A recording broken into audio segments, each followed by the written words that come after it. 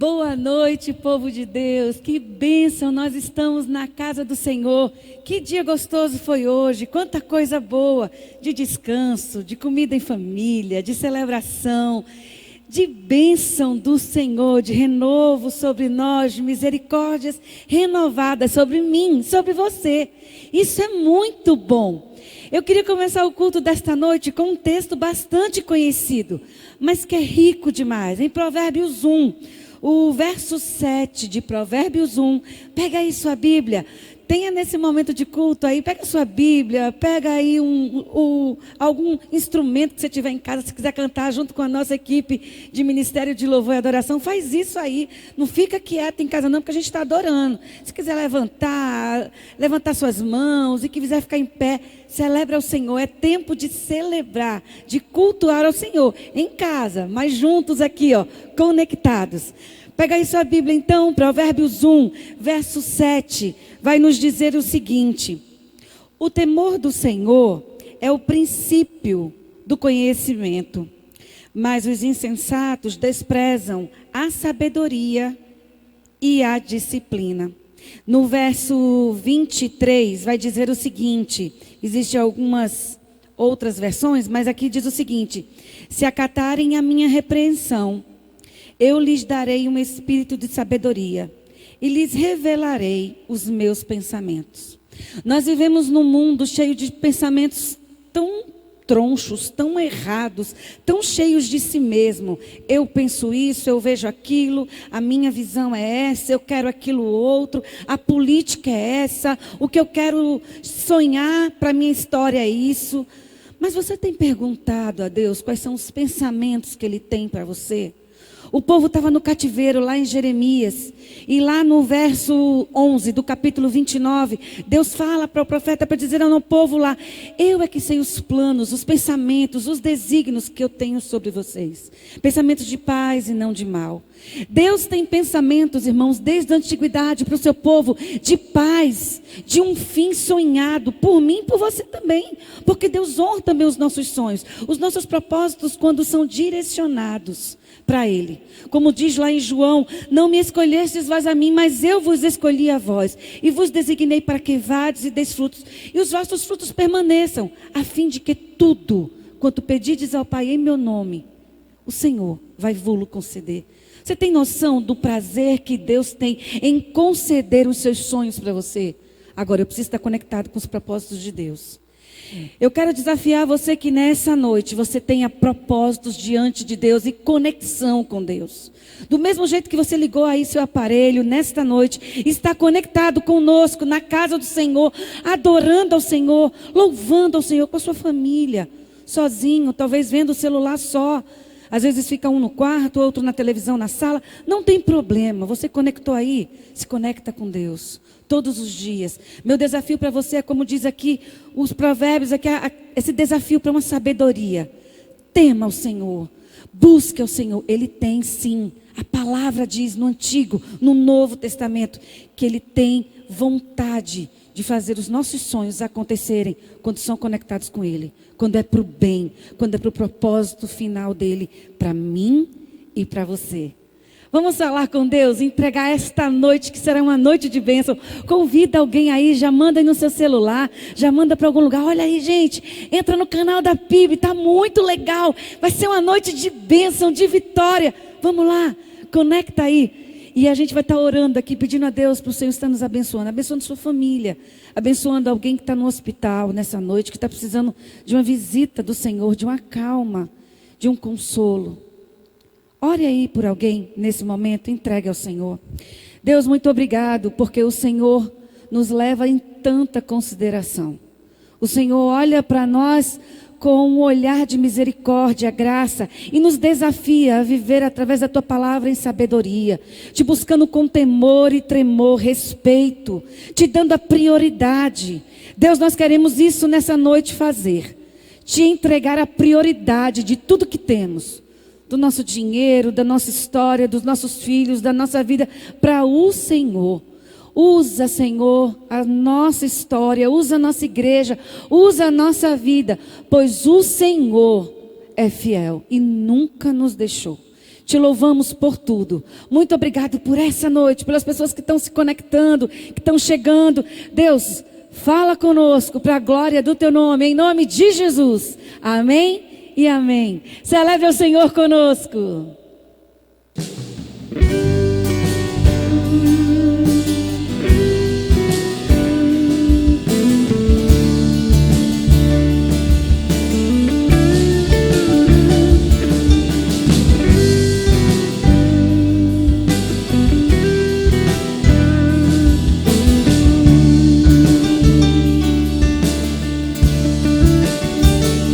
Os reinos se abalam, os povos se curvam, as bocas se abrem, as mãos se levantam para dizer que tu és o rei, para dizer que tu és o Senhor. Os reinos se abalam, os povos se curvam, as bocas se abrem, as mãos se levantam para dizer que tu és o rei, para dizer que tu és o Senhor. Teu reino é sempre eterno, firmado em misericórdia, justiça e igualdade, bondade e fidelidade, e a tua igreja te adora. A tua igreja te adora. Teu reino é sempre eterno, firmado em misericórdia, justiça e igualdade, bondade e fidelidade, e a tua igreja te adora. A tua igreja te adora. Vamos declarar mais uma vez. Os reinos se abalam, os povos se curvam, as bocas se abrem, as mãos se levantam para dizer que tu és o rei, para dizer que tu és o Senhor. Os reinos se abalam, os povos se curvam, as bocas se abrem, as mãos se levantam para dizer que tu és o rei, dizer que tu és o Senhor. Teu reino é sempre eterno, firmado em misericórdia, justiça e igualdade, bondade e fidelidade, e tua igreja te adora. A tua igreja te adora.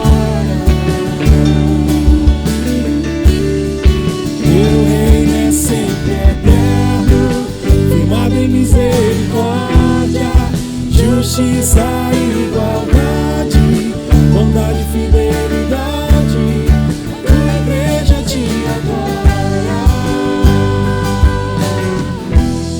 A tua igreja te adora.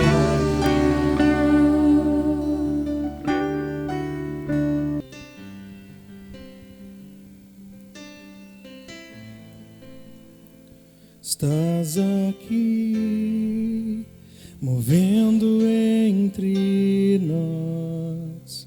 Te adorarei, te adorarei. Estás aqui, mudando destinos. Te adorarei, te adorarei. Estás aqui, operando milagres. Te adorarei, te adorarei. Estás aqui, nossas vidas, te adorarei, te adorarei. Meu Deus é Deus de milagres, Deus de promessa, caminho no deserto, luz na escuridão. Meu Deus, esse é quem tu és. Deus de milagres, Deus de promessa, caminho no deserto, luz na escuridão. Meu Deus, esse é quem tu és. Estás aqui, tocando os corações, te adorarei, te adorarei. Estás aqui, curando multidões, te adorarei, te adorarei. Estás aqui, restaurando os corações, te adorarei, te adorarei. Estás aqui, transformando histórias, te adorarei, te adorarei. Meu Deus é Deus de milagres, Deus de promessa, caminho no deserto, luz na escuridão. Meu Deus, esse é quem tu és. Deus de milagre, Deus de promessa, caminho no deserto, luz na escuridão. Meu Deus, esse é quem tu és. Esse é quem tu és. Esse é quem tu és. Esse é quem tu és. Esse é quem tu és. Esse é quem tu és. Esse é quem tu és. Esse é quem tu és. Esse é quem tu és. Me sustenta até quando não vejo, me sustenta até quando não sinto, pois tu estás no controle, pois tu estás no controle. Me sustenta até quando não vejo, me sustenta até quando não sinto, pois tu estás no controle, pois tu estás no controle. Deus de milagre, Deus de promessa, caminho no deserto, luz na escuridão. Meu Deus, esse é quem tu és.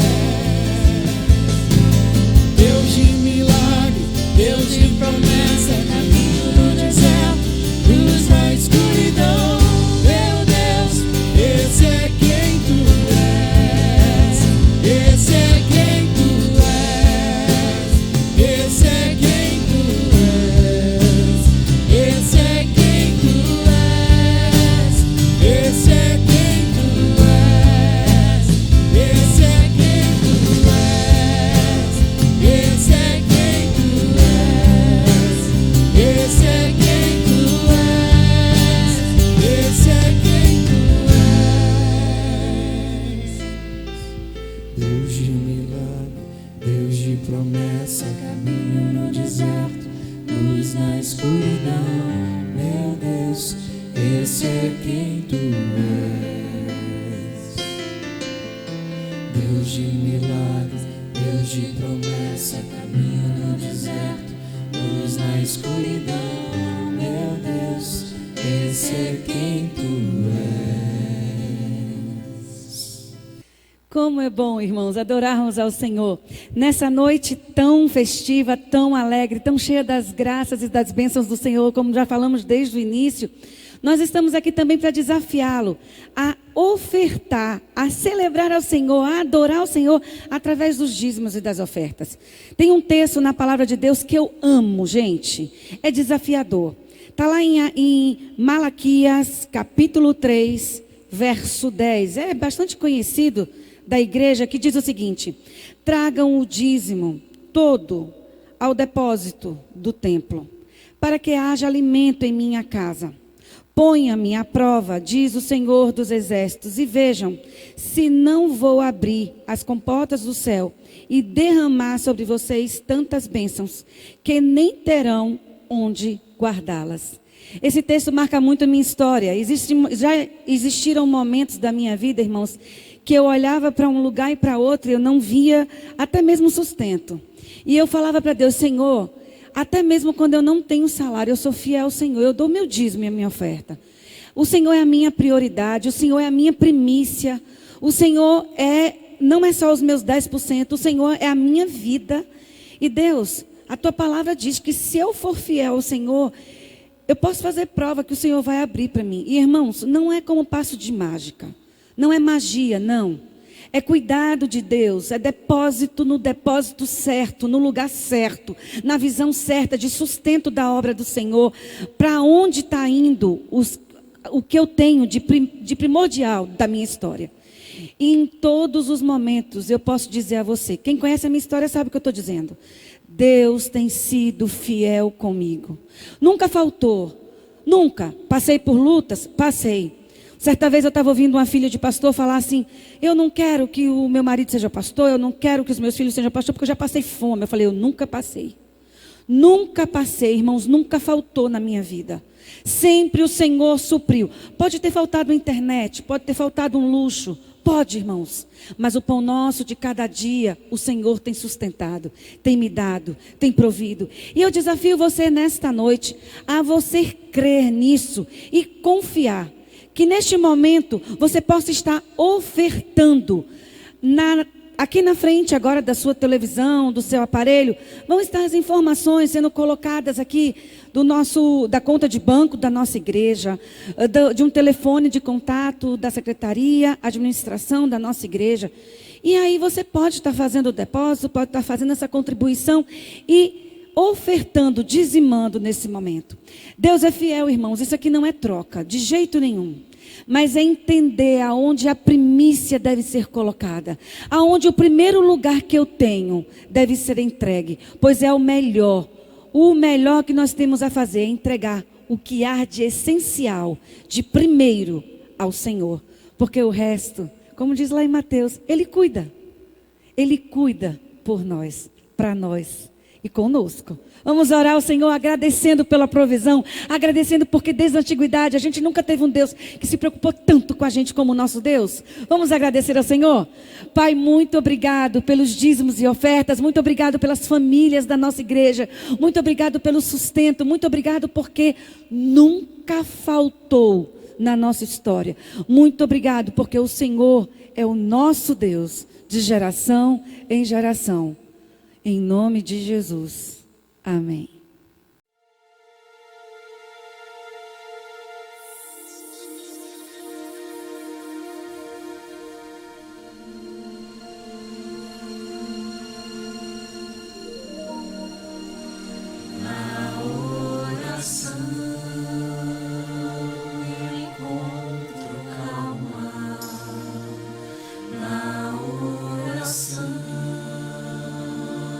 Encontro paz.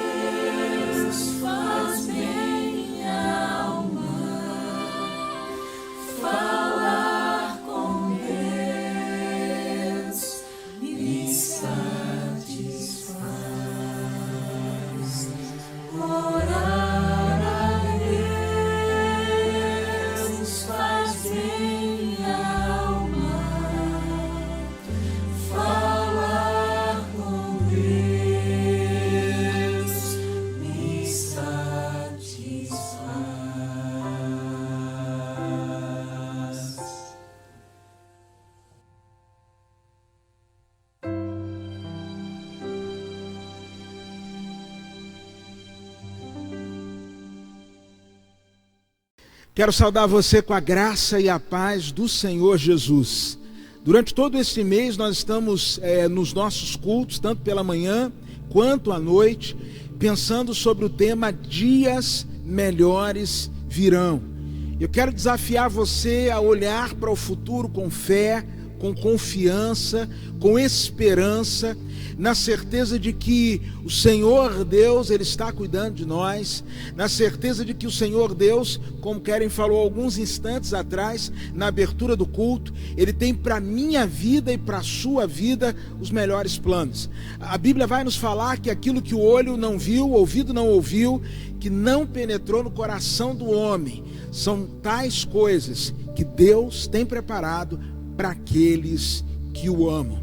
Eu quero nessa noite, quando estamos encerrando esta série de mensagens, pensar com você sobre crer na possibilidade de dias melhores, mesmo quando o cenário à nossa frente é desolador, mesmo quando aquilo que enxergamos rouba de nós a alegria, rouba de cada um de nós a esperança.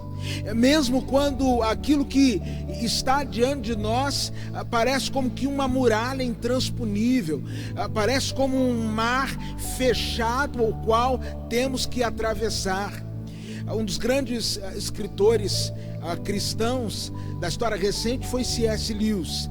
Ele escreveu as Crônicas de Nárnia, os Quatro Amores e tantos outros livros. E uma das obras ficcionais que C.S. Lewis escreveu foi um livro chamado Cartas do Inferno, Cartas de um Diabo ao seu Aprendiz. E esta obra, uma obra de ficção, é como se um diabo estivesse prestes a se aposentar, e ele vai então dando uma série de orientações a um que vai ocupar o seu lugar. E há uma recomendação que sempre me chama a atenção e frequentemente me vem à mente. Quando ele diz assim: se você quiser desanimar um cristão em sua fé, faça-o olhar para a realidade. Quantas vezes eu e você não nos sentimos desanimados, quantas vezes eu e você não nos sentimos desencorajados por aquilo que está diante de nós. Pastor, o senhor tem falado semana após semana que dias melhores virão, mas na minha vida a impressão que eu tenho é que as coisas estão indo de mal a pior. Pastor, o senhor tem dito que dias melhores virão, mas quando eu olho para a minha família, a impressão que eu tenho é que estamos como que num carro desgovernado, descendo ladeira abaixo. Pastor, o senhor tem dito que dias melhores virão, mas na minha empresa, a cada dia, a vida tem se tornado mais difícil. Pastor, o senhor tem dito que dias melhores virão, mas quando eu olho para a minha saúde, quando eu reparo o avanço das debilidades do meu corpo, não é isso que a realidade me diz. Por isso quero pensar com você nesta noite sobre alguns recursos que precisamos abraçar, usar, para que mesmo diante das dificuldades, mesmo diante das impossibilidades, mesmo diante da dura realidade, possamos crer que dias melhores virão. Se você tem uma Bíblia, convido você a abri-la comigo, no texto de 1 Samuel, capítulo 30, onde a palavra de Deus, a partir do verso 1 Samuel, capítulo 30, a partir do verso 1, a Bíblia nos diz assim: quando Davi e seus soldados chegaram a Ziclag no terceiro dia, os amalequitas tinham atacado Neguebe e incendiado a cidade de Ziclag. Levaram como prisioneiros todos os que lá estavam, as mulheres, os jovens e os idosos. A ninguém mataram, mas os levaram consigo quando prosseguiram seu caminho. Ao chegarem em Ziclag, Davi e seus soldados encontraram a cidade destruída pelo fogo, e viram que suas mulheres, seus filhos e suas filhas tinham sido levados como prisioneiros. Então Davi e seus soldados choraram em alta voz, até não terem mais forças. As duas mulheres de Davi também tinham sido levadas, Ainoã de Jezreel e Abigail de Carmelo, a que fora mulher de Nabal. Davi ficou profundamente angustiado, pois os homens falavam em apedrejá-lo. Todos estavam amargurados por causa de seus filhos e de suas filhas. Davi, porém, fortaleceu-se no Senhor, o seu Deus. E então Davi disse ao sacerdote Abiatar, filho de Aimeleque: traga-me o colete sacerdotal. Abiatar o trouxe a Davi, e ele perguntou ao Senhor: devo perseguir estes invasores? Irei alcançá-los? E o Senhor respondeu: persiga-os. É certo que você os alcançará e conseguirá libertar os prisioneiros. Santo Deus, estamos na tua presença nesta hora e pedimos-te que, por bondade, o Senhor fale aos nossos corações. Em nome de Jesus. Amém. Esse texto ele se encontra num contexto muito interessante da vida de Davi.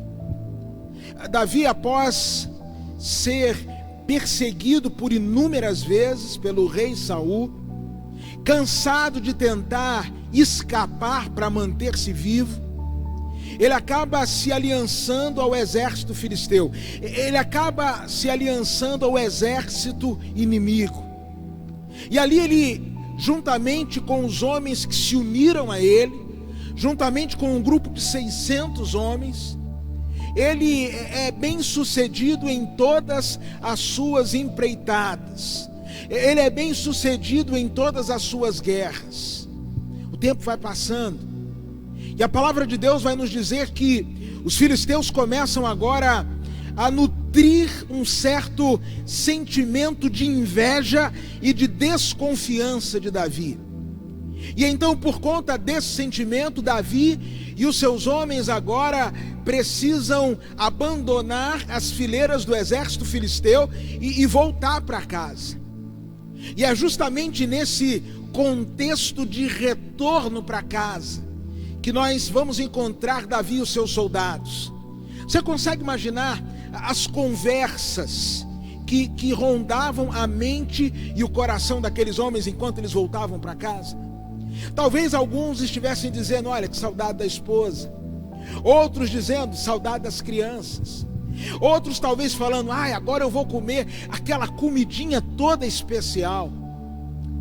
Mas o texto bíblico nos revela que quando eles chegam em Ziclag, cidade onde haviam deixado as suas mulheres, aonde haviam deixado seus filhos, cidade onde haviam deixado a sua família, eles se deparam com um quadro assustador. Eles se deparam com um quadro de uma cidade fantasma, uma cidade sem habitantes, uma cidade de casas incendiadas. A dor e o desespero foi tão grande diante daquele quadro que a palavra de Deus vai nos dizer no verso de número 4 que aqueles homens choraram até que perdessem as forças. Eu não sei se você já passou por um momento aonde até lágrimas faltaram a você. Eu não sei quantas vezes você já chorou tanto que dormiu como um bebê soluçante. Eu não sei quantas as vezes você foi surpreendido por situações da vida onde você tinha certeza que o que te aguardava era um cenário de felicidade, um cenário de paz, um cenário de prosperidade, mas quando você chega lá, se depara com a catástrofe, se depara com o pior dos seus pesadelos. Como é que a gente consegue reagir e acreditar que dias melhores serão possíveis, mesmo quando aquilo que está diante dos nossos olhos nos indica que aquilo que nós mais temíamos se tornou numa realidade? Quando olho para esse texto, aprendo algumas verdades que quero compartilhar com você. E a primeira coisa que me chama a atenção neste texto é a realidade de que não são poucas as vezes que as aparências enganam. Perceba o que diz a palavra de Deus no verso de número 2: levaram como prisioneiros todos os que lá estavam, mulheres, os jovens, os idosos, a ninguém mataram, mas os levaram consigo quando prosseguiram o seu caminho. Na leitura de Davi e na leitura daqueles homens, eles jamais podiam imaginar que tinha havido apenas um sequestro. Eles jamais poderiam imaginar que fosse um pique-esconde. No coração e na mente deles, eles sentiam cheiro de morte naquela cidade incendiada, naquelas casas desocupadas. O sentimento deles era: tudo acabou. E quantas vezes não é esse sentimento que domina os nossos corações? Quero dizer para você que as aparências enganam. Nem sempre o que parece é. A palavra de Deus está repleta de experiências que nos fazem acreditar nisso. Eu posso me lembrar, por exemplo, da experiência de José. O texto sagrado vai nos dizer que quando José foi vendido pelos seus irmãos como escravo e vai em direção ao Egito, os seus irmãos que o venderam pegam a túnica que o seu pai havia lhe dado, matam um animal, derramam sangue sobre aquela túnica e chegam perto de Jacó e dizem assim: encontramos esta túnica, seria porventura a de seu filho José? E é interessante a reação de Jacó, está lá em Gênesis, salvo engano, capítulo 37, quando ele diz assim: é de José.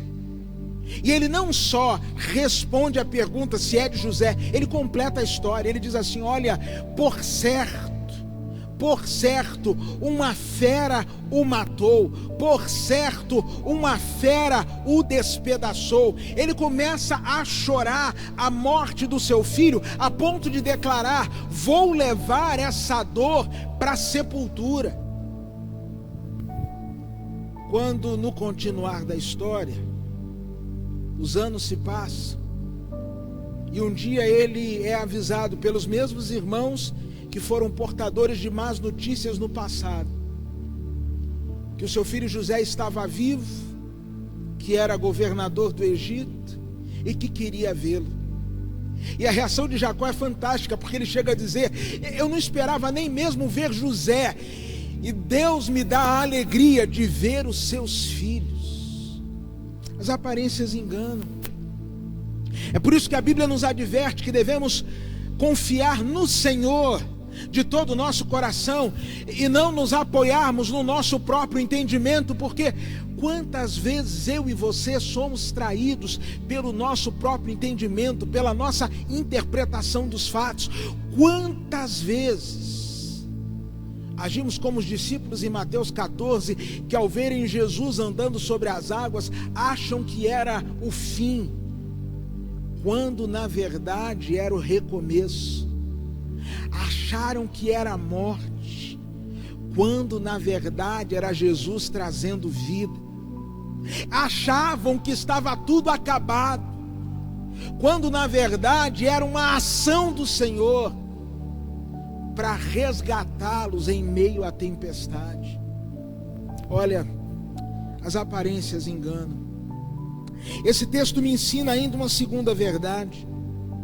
Esse texto me ensina que, diante das pressões da vida, diante dos momentos em que somos sacudidos por todos os lados, precisamos de uma força que vá para além dos nossos recursos. Precisamos mais do que de bons conselhos, precisamos mais do que de pensamento positivo, precisamos mais do que tentar dar o nosso jeito. Precisamos, como diz a Bíblia, no verso de número 6, nos fortalecermos no Senhor. O verso 6 começa a dizer que Davi estava profundamente angustiado. Os homens falavam em apedrejá-lo. Todos estavam amargurados por conta de seus filhos e filhas. Aquele era um momento em que não tinha diálogo. Aquele era um momento em que não tinha conversa. Aquele era um momento onde cada pessoa estava tão dominada pela sua dor, que tudo que eles queriam naquele instante era encontrar um culpado. E você que lidera sabe que quando dá certo é mérito da equipe, mas quando dá errado a culpa é do líder. Não é à toa que um time de futebol perde uma partida ou uma sequência de partidas, quem é demitido? O técnico. E aqui aqueles homens vão na direção de Davi, tentando apedrejá-lo. Davi podia olhar para aqueles homens e perceber a fúria, perceber a amargura. Sabe aquele momento em que sentimentos que são abstratos, eles ganham concretude? Sabe aquele momento onde o ódio deixa de ser um sentimento e parece que é algo tangível, algo que pode ser tocado? Sabe aquele momento onde a dor, que a princípio seria somente uma dor emocional, afetiva, ela tem um revestimento corporal, ela toca no corpo das pessoas? Pois bem, este era o momento. Todos falavam em apedrejá-lo. E Davi, profundamente angustiado naquela hora, ele se fortalece no Senhor, o seu Deus. Deixa eu dizer uma coisa para você. Existem momentos na nossa vida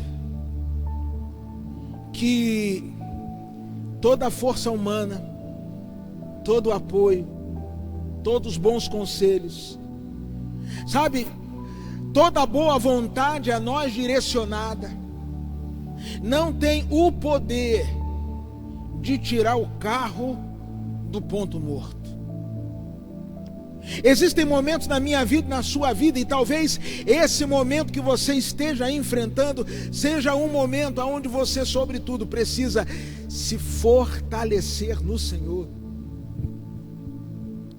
É possível que muita gente já tenha dado a você inúmeros bons conselhos, e pessoas, por nos amarem, nos dão os bons conselhos.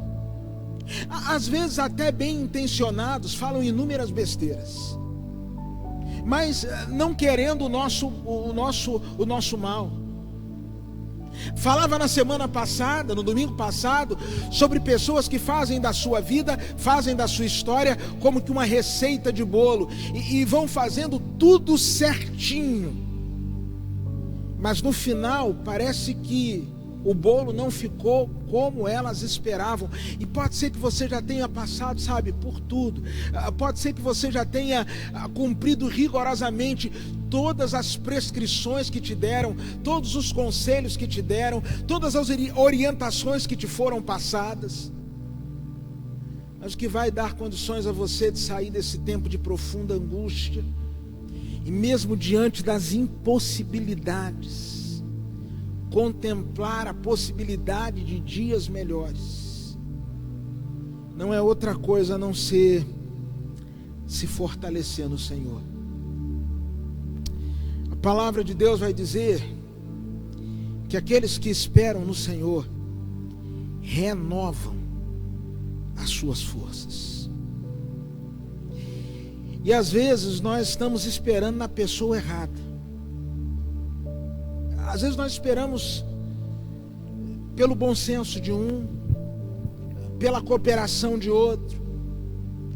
Às vezes esperamos que a pessoa se toque e mude de atitude. E ao passo que vamos esperando na pessoa errada, ao passo que vamos colocando a nossa esperança em quem de fato não pode nos sustentar, vamos acumulando frustração em cima de frustração. Deixa eu dizer uma coisa para você, nesse tempo, você precisa se fortalecer no Senhor. Mas há uma última coisa que esse texto me ensina. Esse texto me ensina que as aparências enganam.